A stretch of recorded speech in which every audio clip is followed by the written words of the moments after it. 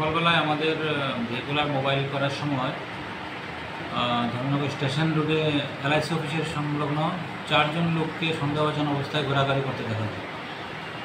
তো তাদের জিজ্ঞাসাবাদে জানতে পারা যায় তারা বাংলাদেশের নাগরিক।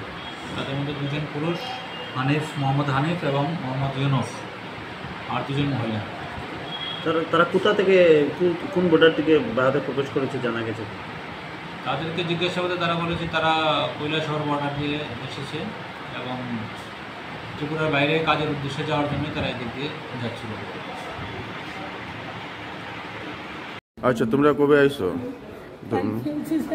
কোন দিকে আইছো? কোন দিকে আইছো?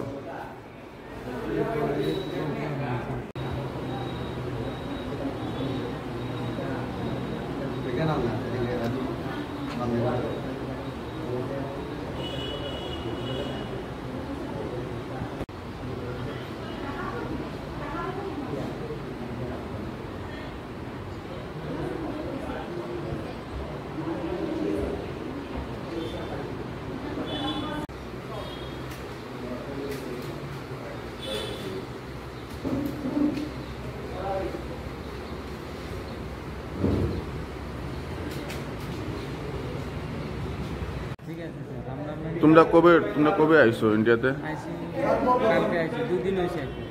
2 দিন হয়েছে। তোমরা কোন দিকে আইছো ইন্ডিয়াতে?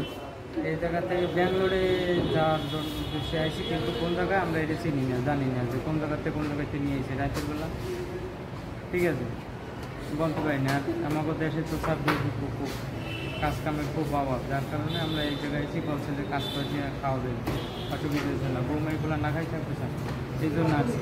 তোমরা কই যেতে আসলে? এই জায়গা থেকে ব্যাঙ্গালোর নেওয়ার কথা বলছি।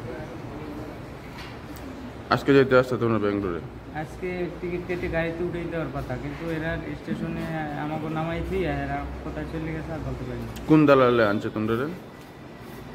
দালালের নাম তো বলতে পারবো না, দালালের নাম জানেন আপনি?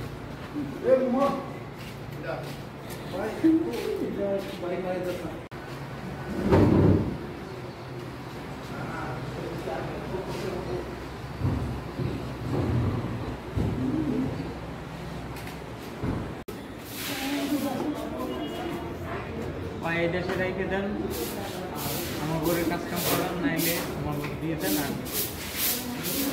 না দেওয়াটাই আমাদের সবচেয়ে বেশি ভালো। আমার এই জায়গায় রেখে কাম কাজ করে আমি আরো খুশি।